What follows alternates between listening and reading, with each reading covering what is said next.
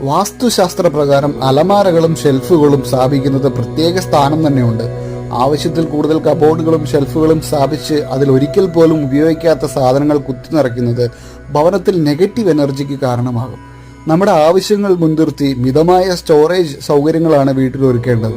അപ്പോൾ അതുപോലെ തന്നെ അലമാരകളും കബോർഡുകളും സ്ഥാനം മാറ്റി സ്ഥാപിച്ചാൽ കുടുംബ പുരോഗതിക്ക് കോട്ടം വരുമെന്നാണ് വാസ്തു വിദഗ്ധർ ഉപദേശിക്കുന്നത്.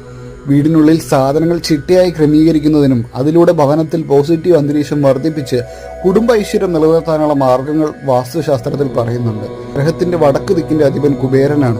വളരെയധികം പോസിറ്റീവ് ഊർജ്ജം സ്വീകരിക്കുന്ന ഒരു ഭാഗമാണ് വടക്ക്. ഈ അനുകൂല ഊർജ്ജം ഭവനത്തിനും ഭവനത്തിൽ താമസിക്കുന്നവർക്ക് ലഭ്യമാവാൻ വീടിന്റെ വടക്ക് ഭാഗം കൂടുതൽ തുറസായി ക്രമീകരിക്കുക.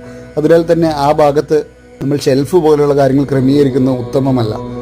അതുപോലെ തന്നെ വടക്ക് കിഴക്ക് അല്ലെങ്കിൽ കിഴക്ക് എന്നീ ഭാഗങ്ങളിലും അലമാര, കബോർഡ് എന്നിവ ക്രമീകരിക്കാതിരിക്കുക.